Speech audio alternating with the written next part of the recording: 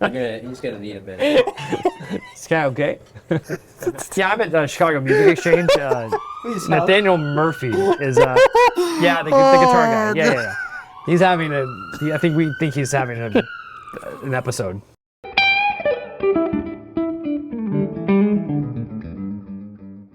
Hi folks, Nathaniel here at Chicago Music Exchange, joined by David A. Hello. How's it going? Good. You've been working on your English accent? I've been working on it, man. Yeah, I do.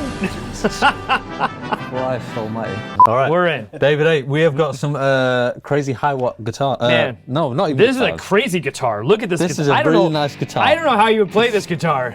It's got so many knobs. It's heavy as hell. Hi folks, Nathaniel here at Chicago Music Exchange. I'm joined by David A. Hello. How you doing? Good. Great. Hello. We're in. We're in. We're in. Let's go. Right, so recently we had a crazy vintage amp collection. It was predominantly Marshalls, but those with a keen eye would have spotted some really cool, highly sought after vintage Hiwatts. Yes. Right? And you're going to tell me all about them because I don't know much about them. Yes, we have an incredible collection of vintage Hiwatts that came from, well, one of them didn't, this guy, but these two came from that Marshall collection that we had. The big thing is that we are now carrying Hiwatt. Right. That's like the big news. The news. Yeah. We're carrying Hiwatt, which I'm very excited about. I'm a big personal fan of the brand. I own a 73 and a 77 Custom 50. I've played them for years. I think they're some of the best amps being made. And it kind of starts with like the history of the amps, like these guys right here, and Dave Reeves, who started the company in the 60s. And what his vision was for these amps. But so anyway, let's get to them. So this Hiwatt, this is called a Hiwatt script. This is rare as shit. Very rare. We believe it is one of the very first 100-watt heads that Dave built, and it's called a script because it's Hiwatt script as opposed to the Hiwatt that we now know. This one is really unique because it's got two channels that are separated, normal and brilliant here. It's interesting because this presence almost acts like a master volume, so it's interesting. That's strange, yeah. But it sounds so good.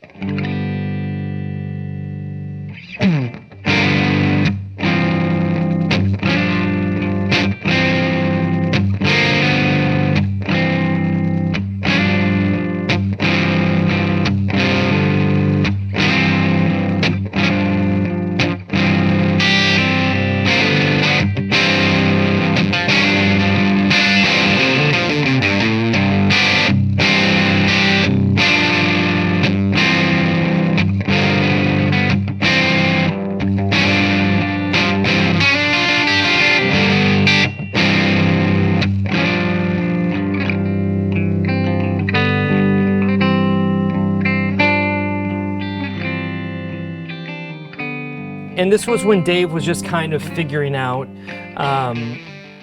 his circuit and starting to build these amps and get them into the hands of artists at the time.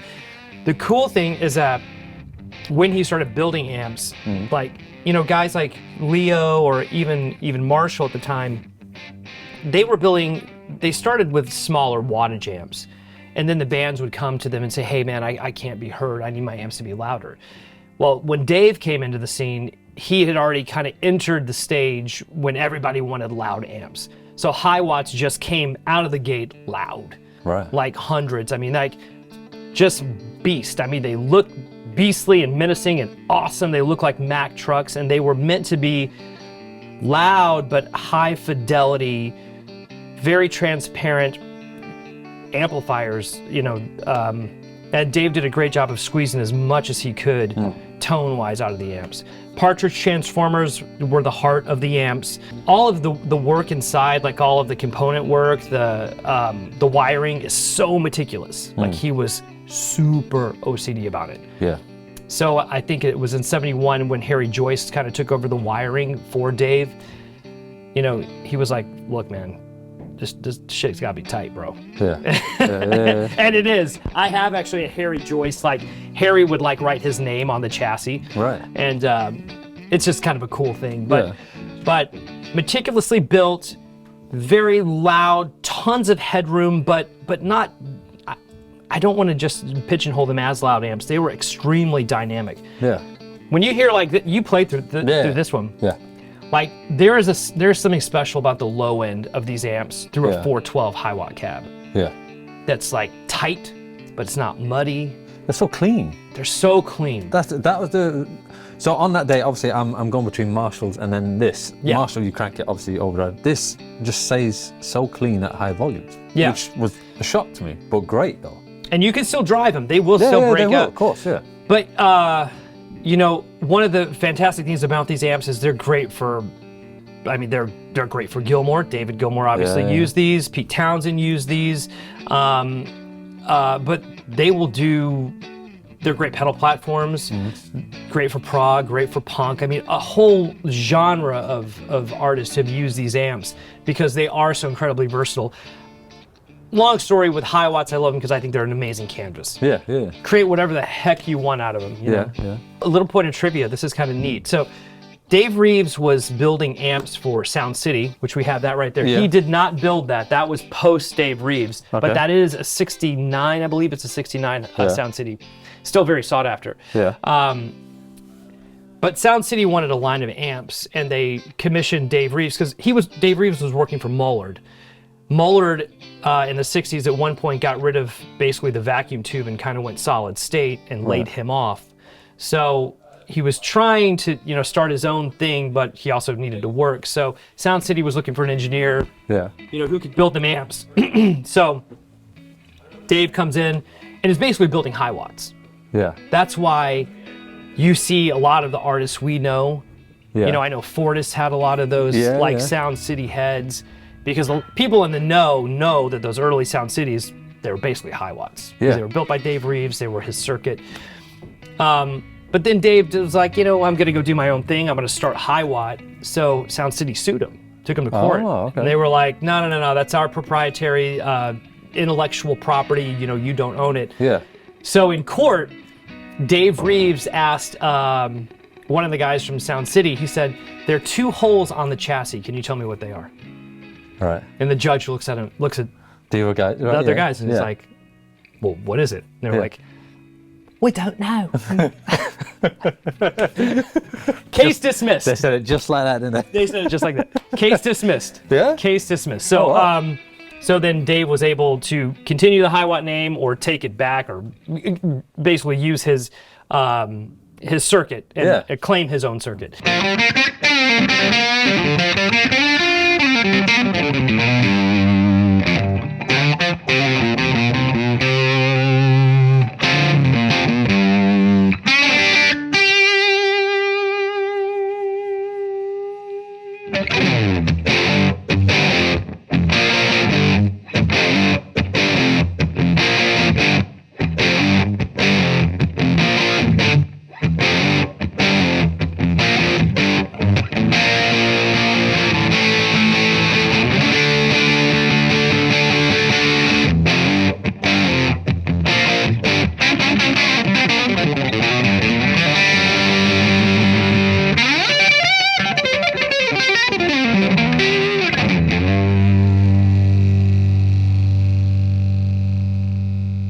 Right, so obviously a lot of info on this. What is the actual year of this? This is a 67. It's the oldest known 100 watt Hiwatt. Wow. So it's very rare. It's Yeah. really rare. It's such a part of history. You know, there's so many builders that we have now, but back in the day, I mean, there was Fender. Fender had a distinct sound. Marshall had a distinct sound. And then Hiwatt. And Hiwatt had a very distinct sound. Yeah. Like, so it's just cool, like the beginning of like these circuits, these people like trying to build something completely unique. And artists loved it, man. Yeah.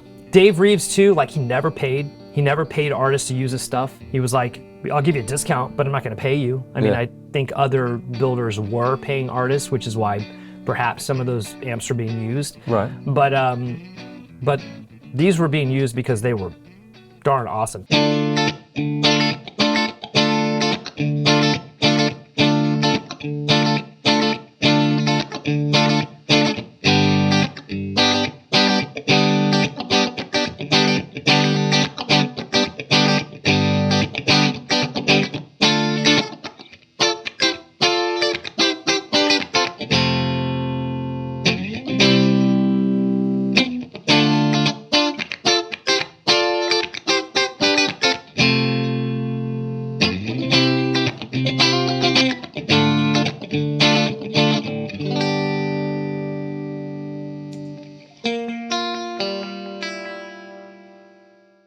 this guy right here, this was built by Dave Reeves in '69 for Ron Wood when he took over.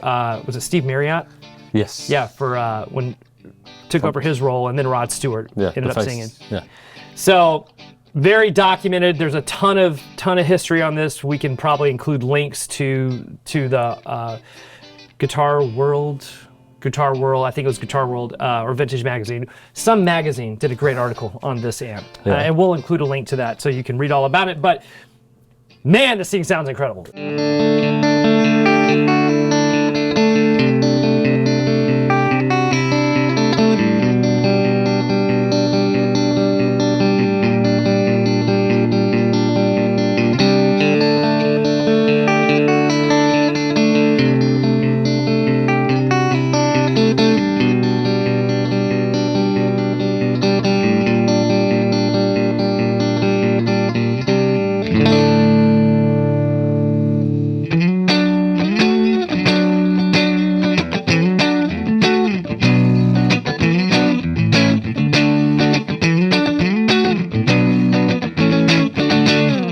Very cool thing about it as well is it's here in the States because it ended up in California.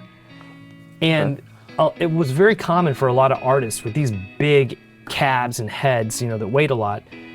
They would tour through the States. At the end of the last day of the tour, whatever it was, end of the tour, they would sell them in the States because it was cheaper than to ship it back home because they weighed so much. So heavy. I mean, it makes sense, but that's still crazy. Would they not, like, was storing stuff not a thing back then? Clearly it wasn't, was it?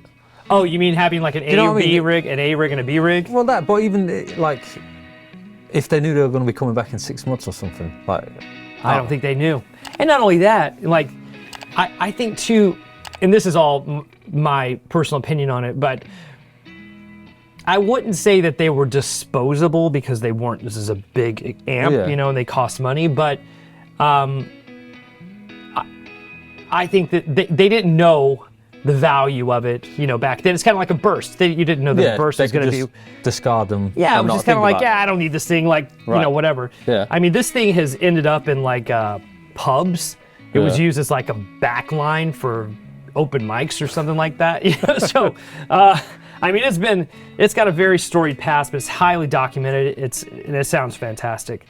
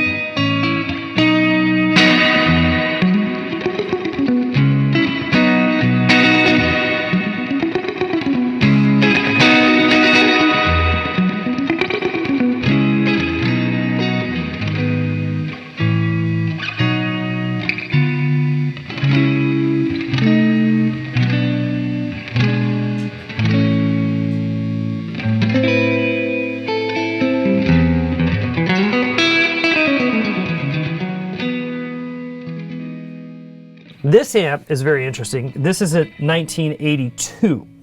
Now, people who know Hiwatts will know that there's the 4-hole Hiwatt, then there's the 2-hole Hiwatt. Yeah. Most people consider the 4-holers more coveted. Okay. And the reason being is that when they switched over to the 2-hole, my understanding is it was Dave Reeves trying to do a little more of the Marshall-y kind of thing. They were a little more gainy than the 4-hole Hiwatts. Not like a Marshall gain, but they weren't quite the original circuit. Yeah. Which is why these are much more sought after. I mean, this is highly sought after. It's a Ron Wood owned, rig. But outside of that, if it were just a normal 4-hole custom 100, this would be more coveted than this. Yeah. And also, very important is that, in 1982, Dave Reeves dies, I believe, March of '81. Right. The employees take over Hiwatt, and I will let you all read about what happened after that, but it was not good. Okay. But at that point, it goes from being known as the highlight era of Hiwatt to being known as the Bio Crown era of Hiwatt. Highlight is what everyone wants because that's Dave Reeves. And then post Dave Reeves, everything changes because the employees are cutting cost. They're not using partridge transformers. They're not paying people. They're not using the right components. Yeah. You know, within 2 or 3 years, they had like run the company into the ground, which is pretty sad because it's such of course. I mean, my gosh, Iconic. It's like this iconic. It's like the sound, one part of the sound of rock and roll. So I know that's a lot of history and whatever, but I think it's cool. And I know you think it's cool too. I can see you over there going, he got that wrong. Anyway. I'll let you know. You'll let me know. There you go. Let me know in the comments.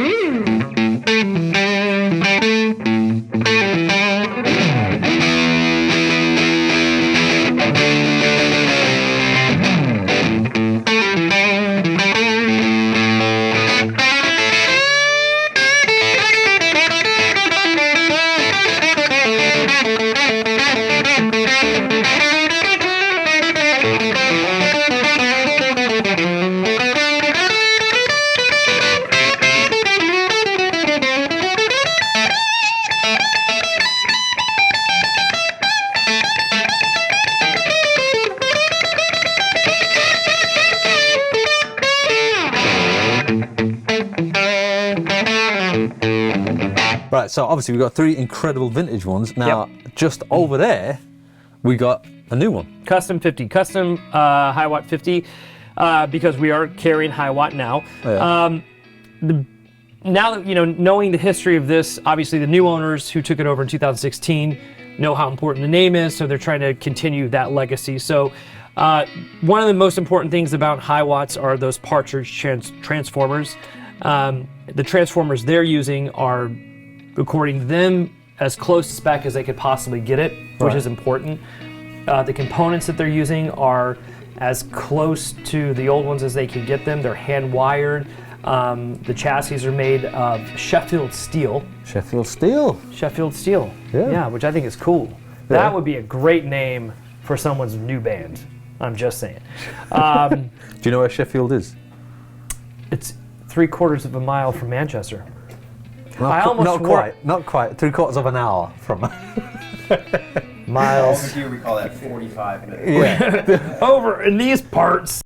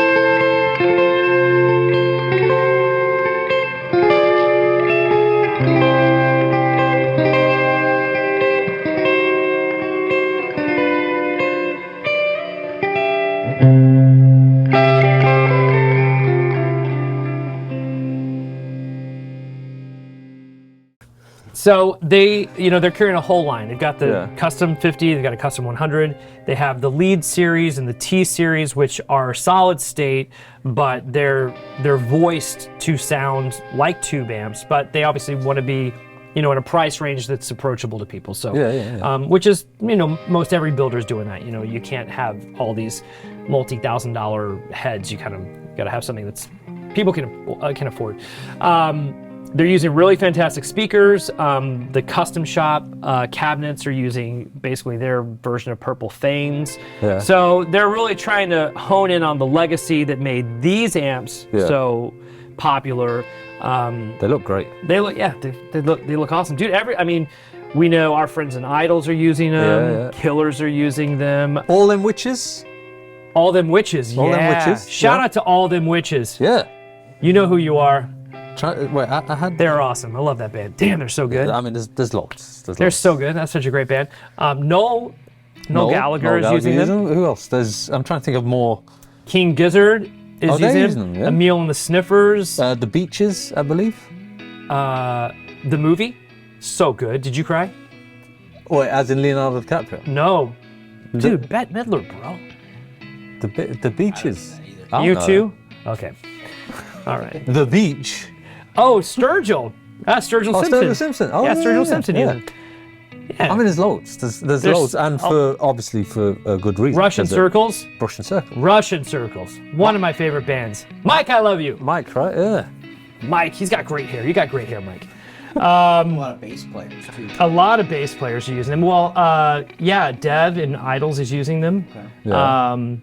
They're you see them on the road, like, so I think you see them on the road a lot more now because the Arv and the team over there have really made it a point to again resurrect this historic brand and try to voice the new ones as close as you can to the old ones. Nothing will ever be this. Yeah. You know, it's just the components are just different. I don't care what anybody says. Unless you want to get in a time machine and go buy all the Partridge Transformers, maybe. But you can get close, and I think that they have achieved that, and we're very excited to be carrying them again. So yeah.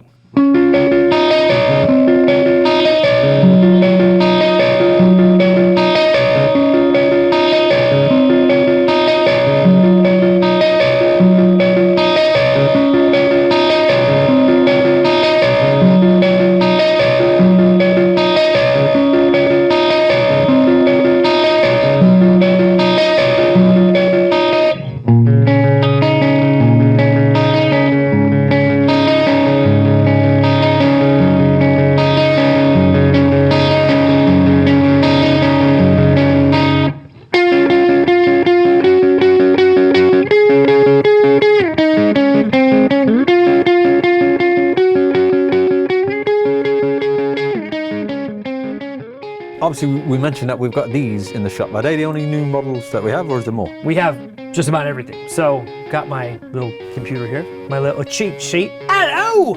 All right. So, we're going to have the DR, the 504. Well, that's the 100. The 504, we're going to have cabs. We're going to have the leads, which I think is going to be kind of bulldog. I was just thinking of the hello that you just did. It was outside. It's so good. All right, fuck it. Let's do it again. Should I do it again? He's gonna need a bit. This guy okay? We need to get a Sometimes doctor. that happens. Sometimes he just like something gets real good. Holy shit. Yeah, I'm at Chicago Music Exchange.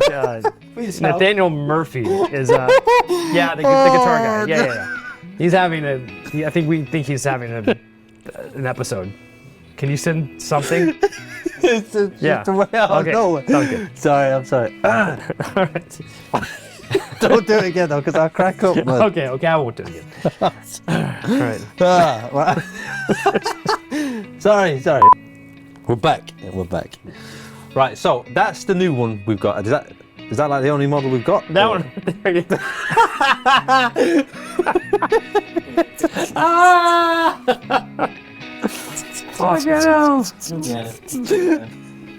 Oh, I'm sorry. All right. Right, we'll go again. Cut and everyone's Red, crying. Nathaniel is having a moment, so I'm just gonna take over from here. We have called an ambulance; they'll be here shortly. So we're carrying basically the entire line of Hiwatts. We're gonna carry the 504.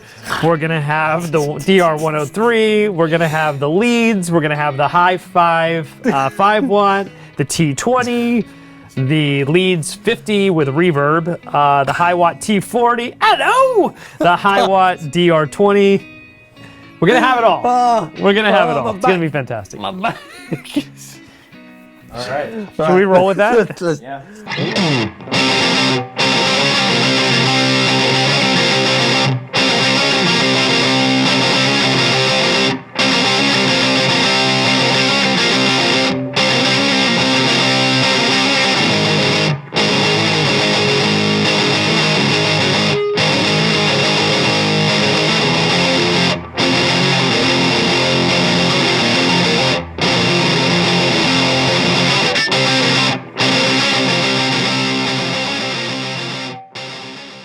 Which out of these three, if you could choose?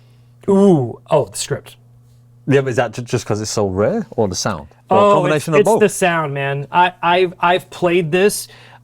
This one sounds really great, but this sounds really great too. It's also very rare. I've never seen one of these. I'll probably never see one again. Maybe not. Well, I'm going to plug in some of these and see how they sound. Are you going to stick around? Go deaf? No, man. I gotta go and Do stuff. I gotta Sell some of these Hiwatts. I gotta sell some Hiwatts. He's got to sell these Hiwatts, man. Yeah. And a little Hiwatt pedal as well. And a Hiwatt Have you pedal. tried this? I have not tried that. No. Give it a shot. Hiwatt custom shop. Plug it in. See what it sounds like.